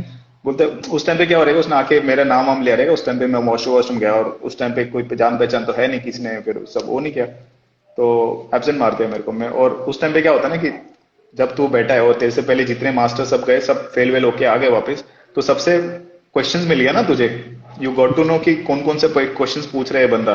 तो पूरा उसका मैंने गूगल गूगल करके मैंने पूरा तैयारी कर ली थी, तो मतलब सेट था कि बहुत आज तो पास हो जाएगा। वो 2 या 3 बजे बोलता है कि अभी तुम कल आओ। और तुझे वो भी पता रहेगा ना, ग्रुप में एक एक्सेल शीट घूमती है कि मंडे को ये सर्वर है, ट्यूसडे को ये सर्वर है, तो प्रेडिक्शन। प्रेडिक्शन में ये सर्वर है। तो मैंने, मेरा ट्यूसडे को था, तो मैंने उसके हिसाब से पढ़ाई किया था, ठीक है, उसके और सबके फेवरेट क्वेश्चंस का भी सेट मार्केट में घूम रहा है, ठीक है। तो वो भी लोगों को पढ़ाई करना चाहिए सब, हर एक। पहले तो देखो तुम्हारा कौन सा डेट्स में पढ़ रहा है, उस डेट में कौन सा सर्वर आ रहा है, उसके सेट्स निकाल के पढ़ो, और ये सेट्स ग्रुप डिस्कशन में करना है। अब मेरे को क्या किया, उसने 3 बजे बोला कि बॉस तेरा आज होने वाला नहीं है, कल आ। और मैं भिड़ गया, मैं बोला नहीं, मैं मेरे को आज ही, क्योंकि अभी एक दिन में रातों रात अभी वेनसडे के सर्विस को कैसे पढ़ेगा मैं। ऊपर से घर पे सब बीमार पड़े, बच्चा को भी देखने गए। फिर मैं एकदम डिप्रेस होके ना फाइनली जाना पड़ा, क्योंकि मुंबई में अपना एमएमडी के साथ कहाँ पंगा कर सकते हैं। मैं गया वापस घर पे रो धो के वापस, फिर अभी सो गया मैं फिर, क्योंकि रात भर पढ़ाई किया था, सो गया। फिर देखा कि सर्वेयर कौन है, तो एक दो सर्वेयर का नाम मिला। तो फिर मैंने वापस सुबह 4 बजे उठ के पढ़ाई चालू किया, फिर 7 बजे निकल गया, ड्राइव ओला ओला करके पहुंच गया। वापस 2 बज गया, वापस 1 या 2 बज गया। फिर मैं बोला आज फिर से वही रिपीट हो रहा है मेरे साथ। फिर मैं अपना जो कैप्टन मिरांडा था उस टाइम पे, वो ना लंच करके जस्ट एंट्री मार रहा था, मैं चला गया उसके पास। रिसेप्शन गया खड्डे में, मैं गया सीधा कैप्टन मिरांडा के पास। मेरा कल साथ मेरे साथ ऐसा ट्रेजेडी हुआ, तो अभी आज भी इन लोग मेरा नंबर नंबर नहीं ले रहा है, कल तो मेरे को प्रेजेंट होके भी एब्सेंट कर दिया। तो बोला okay come to my cabin, तो कैबिन में लेके गया, बोलता विजय शर्मा राइट। मैं बोला yes sir, okay come for orals. मतलब उसको लग रहा रहेगा कि ये बंदे में इतना कहाँ से ओवर स्मार्ट है, कि मतलब खुद बोल रहा है कि मेरा ओरल लो। लिया, ओरल ओरल हो गया, इंटरनल्स क्लियर, खुद उसने 7 आउट ऑफ 10 लिखा और बोला गुड जॉब। मैं खुश। फिर अभी इंटरनल्स का टेंशन, इंटरनल में कैप्टन मुदली था और कैप्टन पांडा, दोनों अच्छे, दोनों पूछते हैं, बट कैप्टन पांडा थोड़ा ज्यादा बेटर है, गुड पर्सन। क्योंकि कुछ लोग को समझ में आता है, कोई इंटरनल अगर एक्सटर्नल फेल कर देता है ना, तो इंटरनल पूछना चाहिए ना उसको क्वेश्चन। उन लोग उस टाइम पे बोलते हैं कि we agree with the external surveyor and try next time. लेकिन जब एक्सटर्नल पास कर देते हैं तो इस टाइम पे भी सेम डायलॉग बोलो ना कि we agree with the external and your pass. उस टाइम पे एक्स्ट्रा क्वेश्चंस की पूछते हो? और उस टाइम पे फिर अगर एक्सटर्नल ने 10 क्वेश्चन पूछे तो इंटरनल और पास कर दिया तो इंटरनल 12 क्वेश्चन पूछते हैं। हाँ, वो पता नहीं ये क्या लॉजिक है, बट ठीक है, अपना इंडिया है एंड इट्स इट्स फन। फिर मैं इंटरनल में अपना कैप्टन पांडा के पास गया, फिर उसने पूछा रिटर्न्स तेरा हुआ कि नहीं हुआ। मैं बोला नहीं हुआ, तो उसने बोला मार्क्स अब भी अपलोड किया, देखा 123, ओके पास। और उस टाइम पे ना आंसू आ जाते हैं, क्योंकि मेरे को पता है कि लास्ट 2-3 दिन में मैंने किस सिचुएशन में मैंने पढ़ाई की। मैं तो लिटरली होप भी छोड़ दिया था कि मेरे से हो भी नहीं पाएगा, I will not even attempt. But wife बीमार, वाइफ चिड़ी है कि तुमको पढ़ाई की ज्यादा टेंशन है। मैं बोला पढ़ाई for me it's okay, you know, attempt छोड़ दो, कोई प्रॉब्लम नहीं है। बट इतना अभी हार्डवर्क करने के बाद फिर से एक महीना फिर से वापस यू नो जीरो से स्टार्ट करना कोई लॉजिक नहीं बनता था, इसलिए मैं हिम्मत करके आ गया था।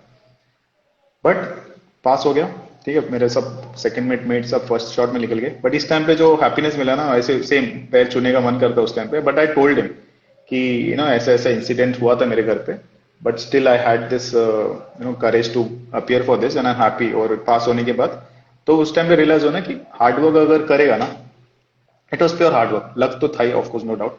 बट गॉड है ना, गॉड जहां पे भी एग्जिस्ट करता है नहीं करता है, but hard work never gets unnoticed.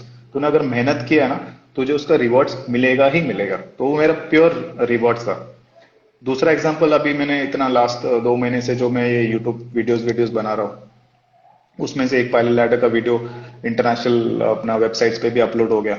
वहां से पीपल हैव नोटिस्ड, क्योंकि उसके लिए मैंने कितने रात रिसर्च करके एफर्ट करके ना हार्डवर्क किया हुआ था।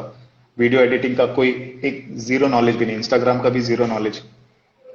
बैठ के मेहनत करके एडिटिंग एडिटिंग करके सीखा, खुद से सीखा, खुद से सीख के अपलोड किया। और अभी I am like making videos, interview कर रहा हूँ काफी बड़े बड़े लोगों का ना, पायलट कम्युनिटी से। तो it is all because of that hard work जो उस टाइम पे किया था। मैंने भी सोचा नहीं था। तो oral exams, luck, no doubt, 100% मैं एग्री करता हूँ, लक मैटर करता है। सर्वे का मूड के ऊपर भी डिपेंड करता है, उसका मूड पास करने का नहीं है तो वो सब तो है ही। कुछ सर्वे तो कैजुअली बस क्या चल रहा है, कहाँ से हो, अच्छा लखनऊ से, लखनऊ में बताओ कुछ लखनऊ के बारे में, ऐसे लोग भी पास हो जाते हैं। ऐसे लोग भी है, but it is pure luck plus hard work. अगर तुम पढ़ के अगर बिना लक के बेसिस पे जाओगे तो 99.9% तुमको यू नो खाली हाथ ही वापस आना है, एक भी फंक्शन नहीं मिलेगा। दूसरा सेकंड मिनट्स में I would say like I probably next year और next to next year internal examiner of Mumbai में बन जाऊंगा। सेकंड मिनट्स की वाह। क्लास लूंगा मैं उस टाइम पे। ठीक है, एक कोर्स हो गया, दूसरा कोर्स पेंडिंग है। नेविगेशन पे ज्यादा फोकस करना चाहिए ओरल्स पे, क्योंकि अगर बंदा सेकंड मिड एग्जाम्स में आ रहा है तो first thing he will be doing is keeping 8 hours of watch जब तक वो मेट नहीं बनता। तो नेविगेशन उसका स्ट्रांग होना चाहिए। I am not talking about theory celestial navigation, कॉलरैक्स नेविगेशन पार्ट। और अगर उसने नेविगेशन पे अगर उसने मेरा पूरा लिस्ट ऑफ क्वेश्चंस अगर उसने आंसर कर दिया और एनी सर्वेयर उसने इंप्रेस कर दिया, फिर वो बंदा फंक्शन 2 और फंक्शन 3 पे थोड़ा सा लीनियंट हो जाता है। तो मेरे हिसाब से फंक्शन 1 बहुत जरूरी है। एक किसी भी बंदे को अगर तीनों फंक्शन को अगर डिवाइड करेगा ना तो 33 मत करो। मे बी आई वुड से कि फॉर नेविगेशन फंक्शन 1 को 50% करो एंड 25-25। एग्जैक्टली सर, क्योंकि मुझे एक सेकंड ऑफिसर मिले थे, वो अपना चीफ मिट दे रहे थे। तो उन्होंने क्या बताया मुझे कि जब वो अपना चीफ मिट ओरल देने गए तो फंक्शन वन में लाइक क्या वो जो इंटरनल या एक्सटर्नल जो भी थे लाइक कैजुअल थे कि अभी वो उस टाइम पे सेकंड ऑफिसर भी थे। तो उनसे कहते हैं तेरे कितने कॉन्ट्रैक्ट हो गए सेकंड मिट सीओसी के बाद। वो कहते हैं सर इतने 6 कॉन्ट्रैक्ट समथिंग जो भी इतने हो गए। अच्छा, तो अभी तक तेरा मतलब सीओसी पे कोई बात नहीं आया ना, मतलब जहाज सही चलाया ना, कोई दिक्कत नहीं ना? तो वो कहते हैं लिटरली उस बंदे ने मुझसे फंक्शन वन पूछा ही नहीं, कहता है वो सेकंड मेट के लिए है। तो कहता है फिर 2-3 में ही मतलब पूछा मुझसे चीफ मेट। कहते हैं फालतू में टाइम वेस्ट होगा, तू जहाज सही तो चला रहा है, इतना 6 कॉन्ट्रैक्ट हो गए, अभी क्या करना है उनको। ओके, मेट्स का मैं बता रहा हूँ। मेट्स में जब मुझे फंक्शन 1, 2, 3 जब साथ में मिला था ना, तो मुझे फंक्शन 2, 1 मिल गया था, ठीक है। जो एक्सटर्नल ने 1 दे दिया था, 2 और 3 में फेल कर दिया था। तो जब कैप्टन LK पांडा, अगेन मेरे भगवान, तो उन्होंने देखा कि क्या हुआ। तो मैं बोला अभी बोल भी नहीं सकता क्योंकि बाजू में मेरे एक्सटर्नल किसी और का क्लास ले रहा था मेरे बैच में मासा का। अब कुछ बोल भी नहीं सकता तो छुप छुप के कुछ तो भी मैं बताया, फिर उसने क्वेश्चन पूछा, मैंने आंसर कर दिया, तो उसने फंक्शन 2 दे दिया। उसके बाद फंक्शन 3 तो उसने ये बोला कि फंक्शन 3 तो पता ही होगा तेरे को, वो तो 16 मार्बल तो सबको पता ही रहता है। मतलब उन लोग ना जज करते हैं बिकॉज उन लोग इतने सीनियर बंदे हैं ना, इतने उनके पास नॉलेज अटेन हो गया लोगों को पूछना पढ़ना एक अलग तरीका है। बट अगर कोई जो वेटिंग इंस्पेक्टर, अभी देख शिप पे तूने ऑयल टैंकर्स किया, सायर इंस्पेक्शन होता है ना, अभी यस। हम डेली शिप पे इतना बार गुजरते हैं वेटिंग के लिए, सायर का वीआईक्यू लेके पूरा प्रिपेयर कर लेते हैं। बाहर का बंदा आएगा, वो आते ही 2 3 4 रिमार्क ऐसे निकाल देता है एंड हम लोग लाइक ये हम लोग ने पूरा 25 लोग ने इसको दे नोटिस नहीं किया। वो बाहर का एक बंदा आके 1 घंटे में रिमार्क, एक ही राउंड एक ही घंटा डेक पे मारेगा और 2 3 रिमार्क निकाल देता है। Because they are train to find out you know what call deficiencies और नेगेटिव पॉइंट्स। सर्विस का भी सेम इसका फंडा है। इसके लिए मैं सर बताऊंगा। मैं अपने सेकंड शिप में था और मेरे चौसर थे, पाकिस्तानी चौसर थे। एंड मैं लॉग बुक फिल करने के लिए मुझे उन्होंने कुछ बोला, तो मैंने क्या किया, मैंने कुछ गलत कर दिया। और लाइक उस टाइम पे मतलब मुझे डांट पड़ेगी एंड ऑल डर के मैंने उसमें थोड़ा सा वो करने लगा, मैं ठीक कर देता हूँ। उन्होंने लकीली मतलब उस दिन ध्यान नहीं दिया और अगले दिन देखा उन्होंने। फिर डांट वाट ऑफ कोर्स पड़ी क्योंकि ऑफ कोर्स गलती थी मेरी। बट उन्होंने मुझसे यही कहा कि देख यार, मुझे इससे कोई दिक्कत नहीं है यार, मुझे घर थोड़ी लेके जानी है, लेकिन जो इंस्पेक्टर्स या पीएससी जो आएगा ना, तुम पूरी लॉग बुक अच्छी भर हम्म। दो, अच्छी भर दो, लेकिन अगर एक पेज में एक वर्ड भी गलत लिखा होगा ना, उनकी नजर सीधे उधर जाएगी, वो पूरी लॉग बुक पे नहीं जाएगी। डायरेक्ट वो पेज ही का खुल जाए उनसे, वही वाला। एग्जैक्टली हाँ, होता है। तो अपन ने ओरल्स कवर कर दिया, ओरल्स में हार्डवर्क करो, चेकलिस्ट के हिसाब से go through the checklist, group study, ठीक है, with trusted people and good people.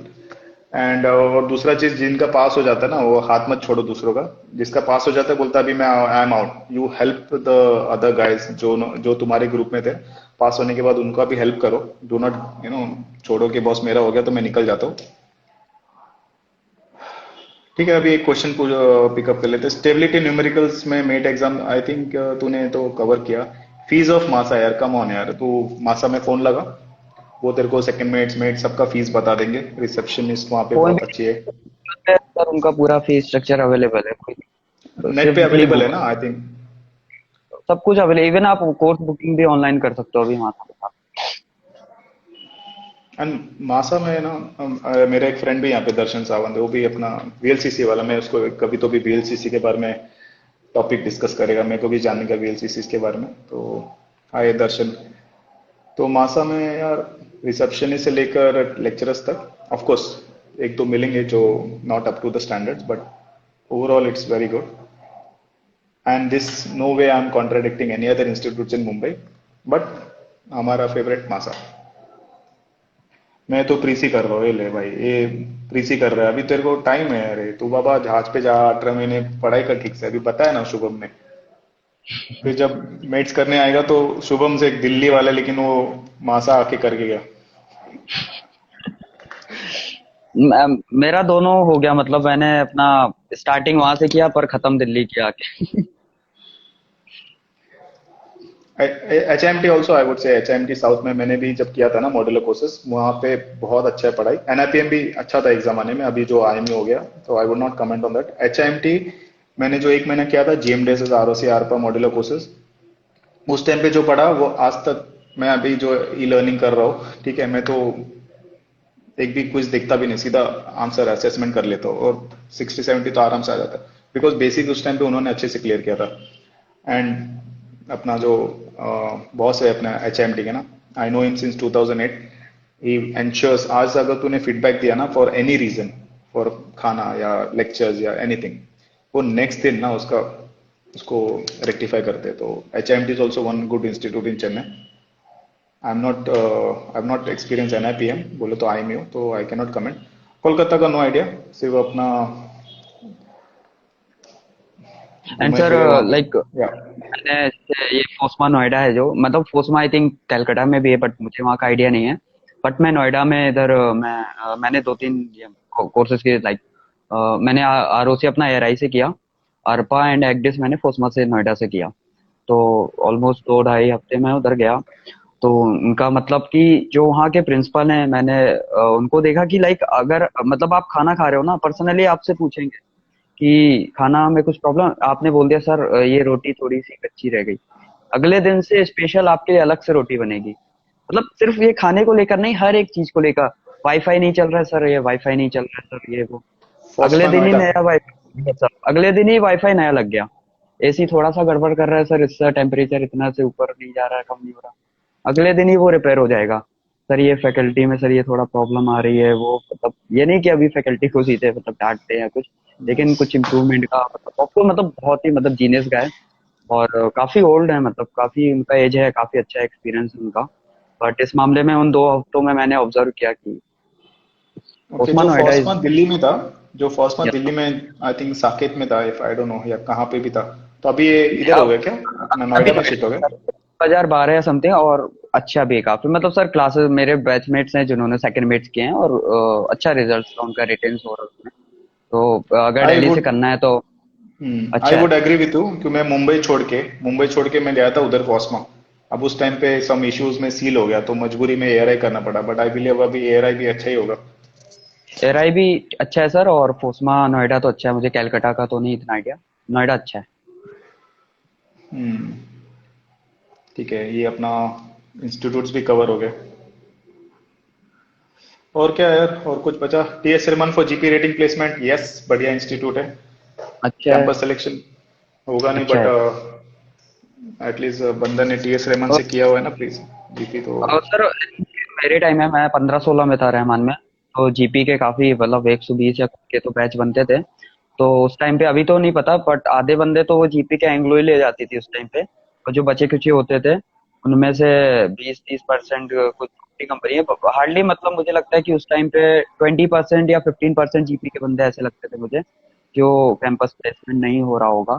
20% जो फिर खुद से ट्राई कर रहे होंगे, या जो भी प्रॉब्लम हो, मे भी कुछ पर्सनल। तो ओके। बाकी नॉर्मली उस टाइम पे तो प्लेसमेंट तो अच्छा था। और ये सेलेस्टियल नेविगेशन पार्ट ए क्या है, अपना टेरेस्ट्रियल आता है ना ये? Sorry sir. किसने पूछा celestial navigation part A please discuss, of course syllabus discuss नहीं करेंगे, बट टेरेस्ट्रियल है ना part A? No sir, celestial में एक्चुअली में क्या है कि 2 पार्ट में पेपर आता है। पहले में 3 क्वेश्चन होते हैं, out of which you have to, कितने, 2 क्वेश्चन आपको कंप्लीट करने हैं 3 में से। और वो 35 या 30 मार्क्स, हाँ हाँ सॉरी, 30-30 का होगा, तो 60 मार्क्स का आपका ऊपर का पार्ट है। और 140 मार्क्स जो है वो बी पार्ट में है आपका, ये लॉन्ग बाइक्रोन, ये आपका स्टैगर्ड वगैरह, एंड ये सारी चीजें जो कैलकुलेशंस हैं, वो ऊपर में क्या होगा आपके, थ्योरेटिकल भी होगा, और न्यूमेरिकल्स पार्ट कम ही रहता है उसमें। लाइक आपका डाल दिया वो एक्लिप्स वगैरह, पता नहीं, वो पूरा जो थ्योरी पार्ट है ना, वो डेफिनेशंस पूछ लेंगे। तो इस टाइप का रहता है। तो वो 60 मार्क्स आपको ऊपर से लेने हैं, मतलब मिलते हैं, और 140 नीचे है। Okay.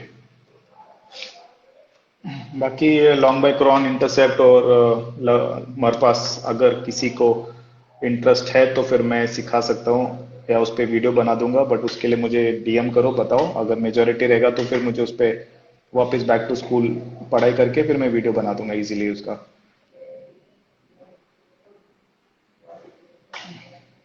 Nice, I believe more than 1 hour, so thank you यार, thank Shubham, you so much. Awesome. Thank अभी यू केमिकल टैंकर पे जा रहे हैं ना? So much. ओके, नाम पता चला क्या? Yes sir. कौन सा नाम, क्या नाम है बता? पूजे स्टार्ट हूँ। टाइप करेगा चैट बॉक्स में। हाँ यस।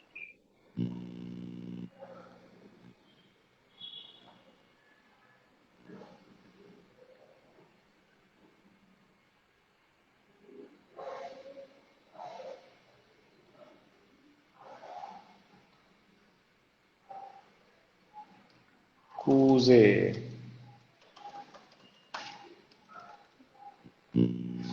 ठीक है, best of luck Shubham sir. हाँ, ऑयल केमिकल टैंकर, थोड़ा क्योंकि देख के आइडिया हो जाता है कौन सा टाइप का जहाज है ये। थैंक्स बडी, ओके। मरीन ट्रैफिक, एक मिनट, हाँ थोड़ा सा हमारा साबुन स्लो है।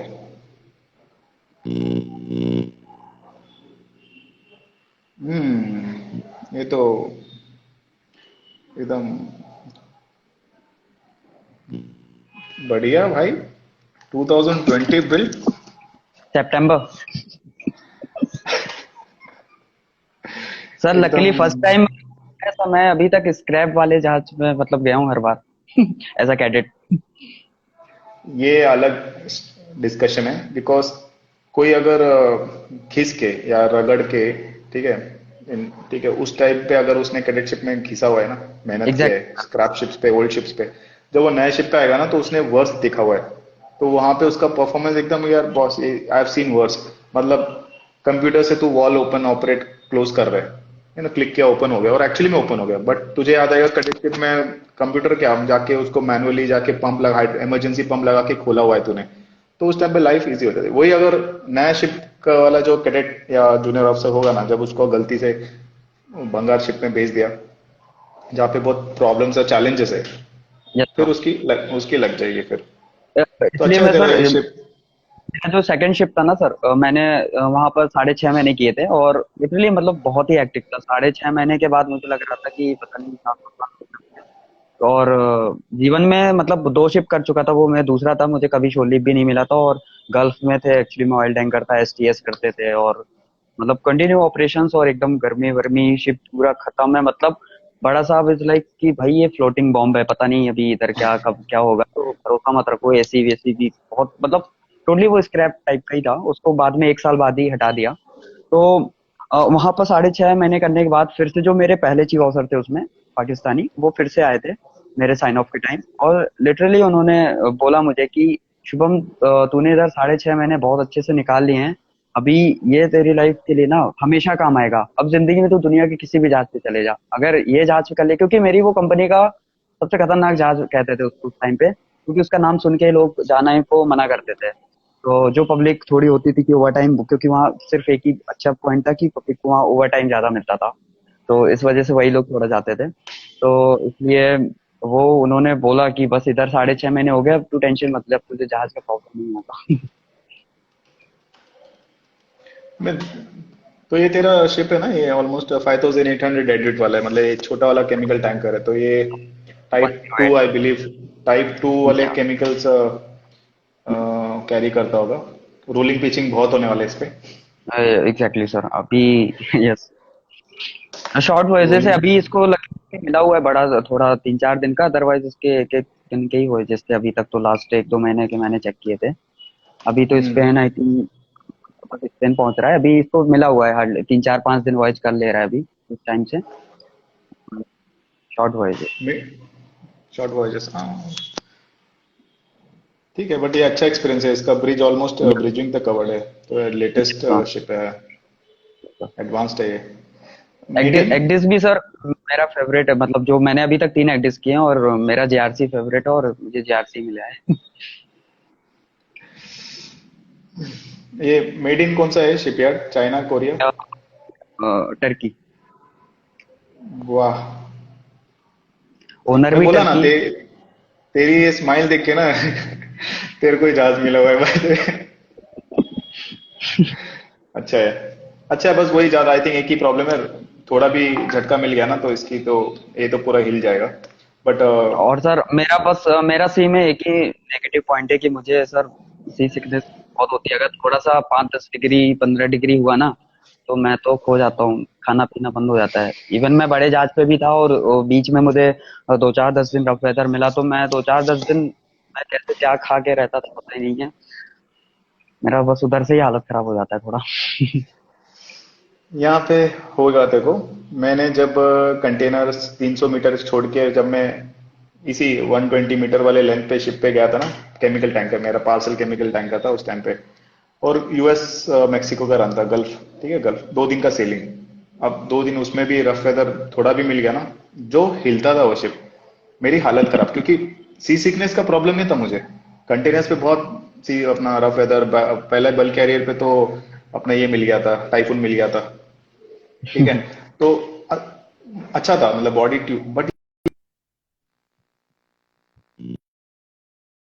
उस हालत खराब हो गई थी 2 दिन।